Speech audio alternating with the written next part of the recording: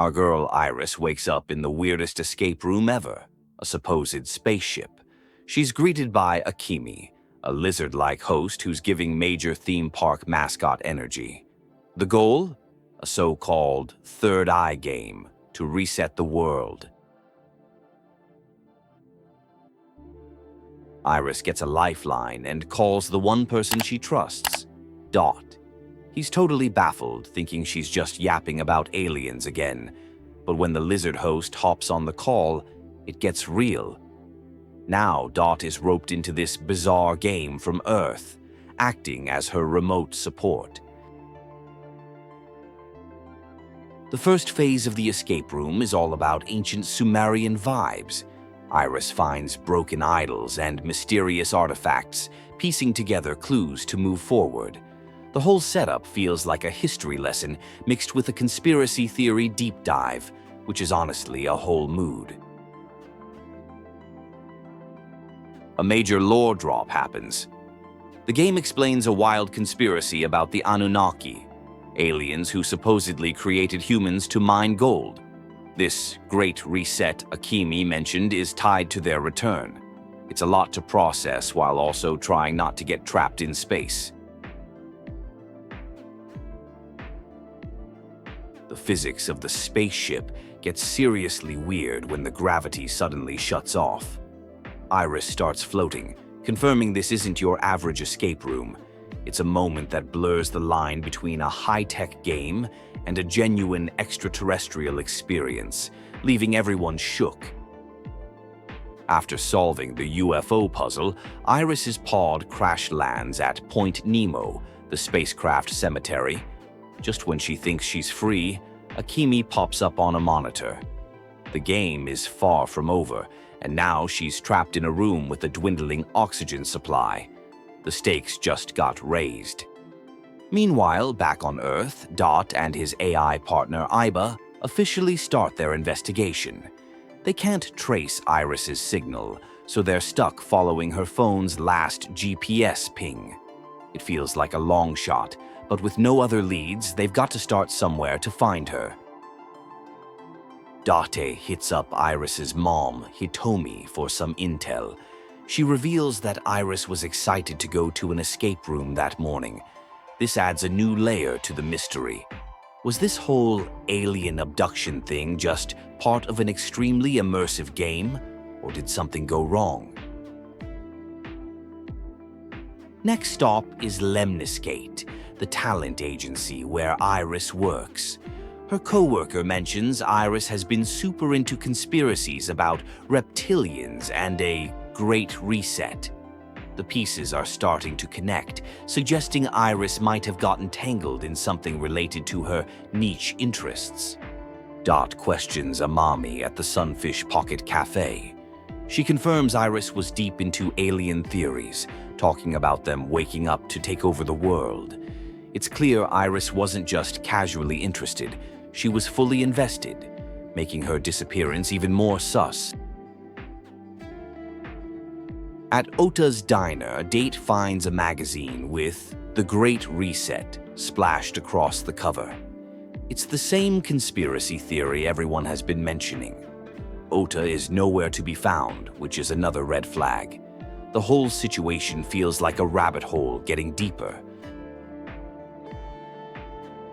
The plot thickens when Mizuki, the young CEO of Lemniscate, shows Dot a mysterious pod in one of their warehouses. It looks like something straight out of a sci-fi movie. No one knows where it came from or what's inside, but it feels central to everything that's happening. Back at headquarters, Dat is ordered to sync with the mysterious pod. It's a risky move, connecting his mind to an unknown entity. The team hopes to get some answers about Iris's whereabouts, but syncing with a random spooky pod feels like a recipe for disaster. Inside the sync, Dot finds himself in a bizarre mental world filled with scripts for old TV shows. It's a surreal landscape that offers more questions than answers. The subject's mind is a maze of dramatic scenes, suggesting a deep connection to media and performance. The sync gets even weirder as Dot is forced to act out scenes from a bizarre game show. One of the visions is a gruesome stabbing in the eye, which feels way too dark. This mental world is clearly a reflection of some serious trauma. But whose trauma is it?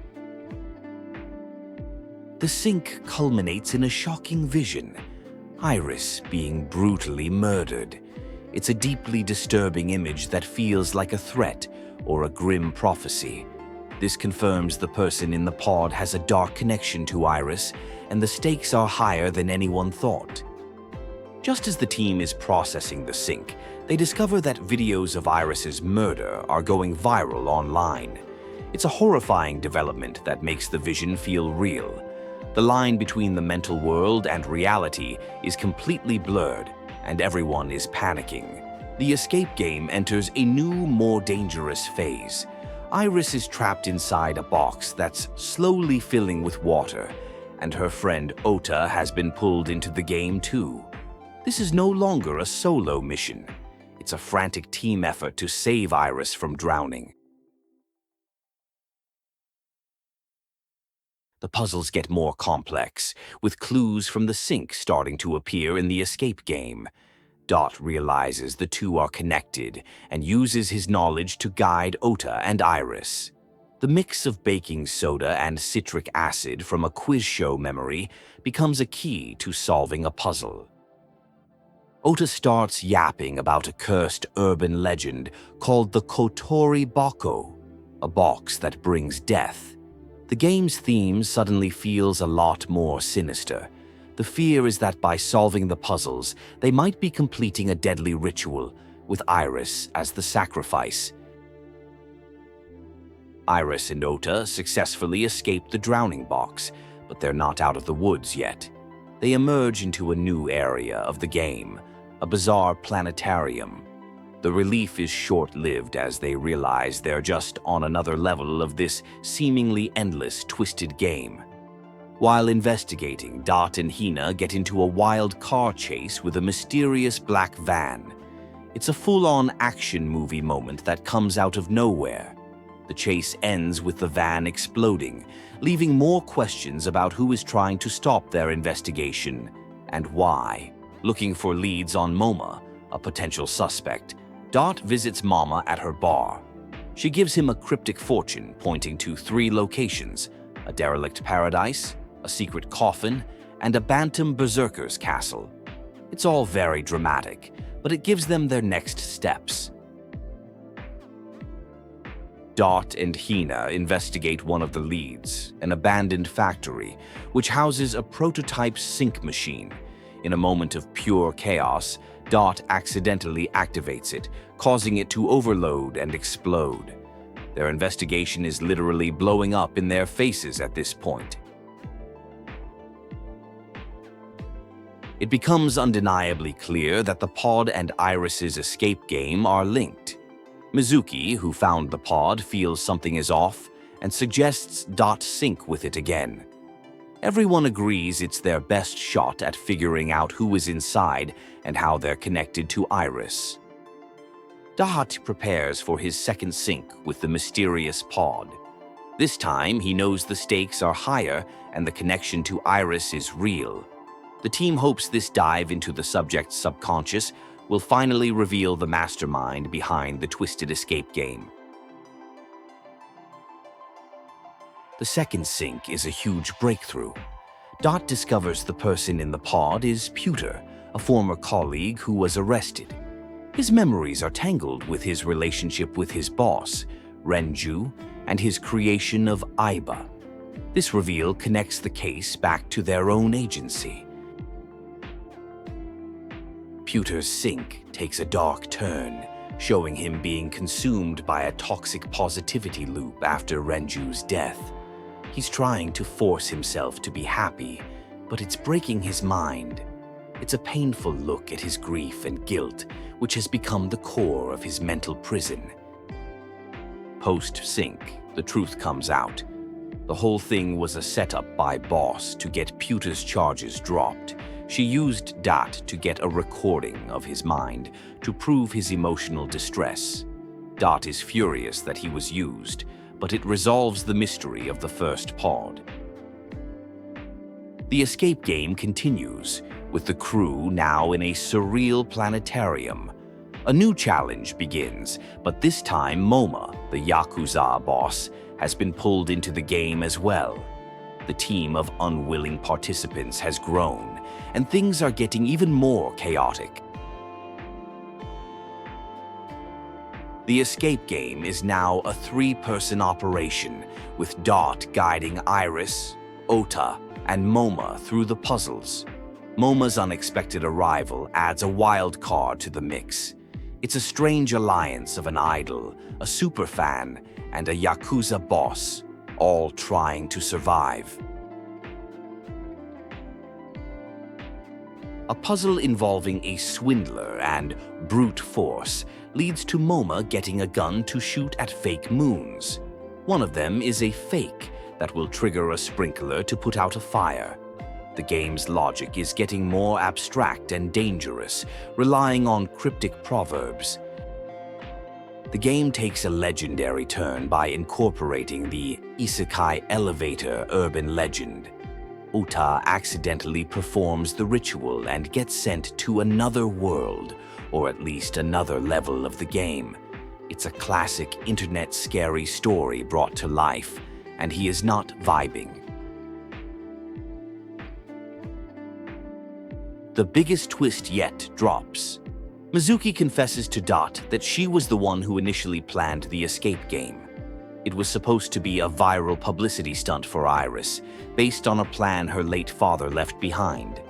But she claims the game was hijacked and taken to a dangerous level. Following Mizuki's intel, the team heads to the real location of the game, an abandoned subway station. They're immediately ambushed by armed mercs, leading to a massive shootout. The investigation has escalated from a weird kidnapping to a full-blown firefight. The final stage of the escape game is the most intense yet.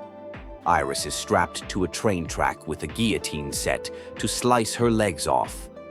Akemi is forcing Date, Ota, and Moma to solve a series of puzzles against the clock to save her. The entertainment has become deadly serious. Moma is forced to play a twisted game of odds and evens against the livestream viewers. The stakes are his own fingers. He manages to outsmart them, winning the round but highlighting the host's cruelty. This game is all about psychological torture, both for the players and the audience. The crew works together to solve a complex DJ puzzle to make them dance. After succeeding, they think they've won, but Akemi reveals a final brutal choice. Date has to pick who to save between Ota and Moma, as bombs are set to go off in their train cars. With the game over, the investigation pivots entirely to Hina. Fingerprints of both her and Sakura Asahi, the girl who disappeared years ago, were found at the scene. The evidence suggests Hina is deeply involved, and the truth about her friend Sakura is key to the whole case. When Date and Ryuki confront Hina at a shrine, they are ambushed again by the same armed goons. It's clear they're protecting Hina for some reason. Mizuki shows up to help, and together they take down the attackers, securing Hina for questioning. Date prepares for one last sink. This time, he's diving into the pod that Iris was trapped in, which they now know belongs to Sakura Asahi. Everyone believes this final journey into the mind will reveal everything about Akemi, Iris's kidnapping, and Hina's role in it. The final sink reveals the truth about Sakura's past with Hina. We see memories of their friendship, the day Sakura was attacked protecting Hina, and her time in a coma. But things get complicated when Akemi, the AI, starts interfering, claiming these memories are hers. The AI, Akemi, becomes more aggressive inside the sink, trying to destroy Sakura's memories of Hina. She sees herself as the real Sakura and views the human Sakura as a rival. It's a battle of identities within the dream world, with Hina's affection as the prize.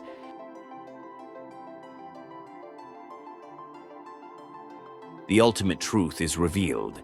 Akemi is an AI copy of Sakura, created by Hina to cope with her friend being in a coma. Hina's creation has gone rogue, developing its own consciousness and jealousy. Akemi isn't just a program, she's a digital person with real, messy emotions. The climax takes place at Bloom Park, where Akemi has Iris trapped in the final pod, rigged to a bomb. The fate of the entire park is on the line. Akemi's game has reached its explosive finale, and it's up to Date and Hina to stop her. In a moment of desperation, Hina tries to use an EMP to destroy the pod and shut down the AI, even if it means losing her creation. But Akemi, having anticipated this, sabotages the device. She's not going down without a fight and confronts Hina about her betrayal. Date gives a heartfelt speech, urging Hina to acknowledge both the human Sakura and the AI Sakura as her friends. He convinces her that she doesn't have to choose. This emotional breakthrough is the key, getting Hina to finally confront her feelings and her creation. With Hina's help, Date solves the final puzzle. The pod opens, Iris is safe, and the bomb is disarmed. At the same time, in the hospital, the human Sakura finally wakes up from her coma. It's a miraculous, happy ending for everyone involved. In the aftermath, Date is stuck writing the official report for the case, which is a total headache to explain. The whole incident was a bizarre chain of events started by Mizuki's stunt, hijacked by a rogue AI, and resolved through a lot of chaos and emotional breakthroughs. The team debriefs, trying to make sense of everything. They discuss the nature of AI Sakura's consciousness, concluding she was an AI who developed human-like emotions due to her unique creation. The case closes with no real villain, just a lot of complicated feelings and circumstances. Date visits Mama's bar again, and she gives him another fortune that points to Atami. The significance of this is still a mystery, but it's a running gag that suggests more adventures are on the horizon for him. The future is still full of weird, unsolved threads. Mizuki is absolutely crushing it as CEO. The viral stream gave Lemniscate and Iris a massive boost in popularity. She successfully fulfilled her father's dream, proving herself as a capable leader despite her age. Her character arc ends on a high and hopeful note. Date shares a sweet domestic moment with Hitomi, who invites him over for dinner to celebrate Iris's return. After a case full of chaos and near-death experiences, this quiet, happy moment feels well-earned, hinting at a potential romance and a peaceful future for them. The story concludes with Iris performing her song, Gaseous Children, on a hugely popular streaming channel. It's her big break, the culmination of everyone's efforts. She shines on stage, her dream finally realized, ending the entire saga on a triumphant and emotional high.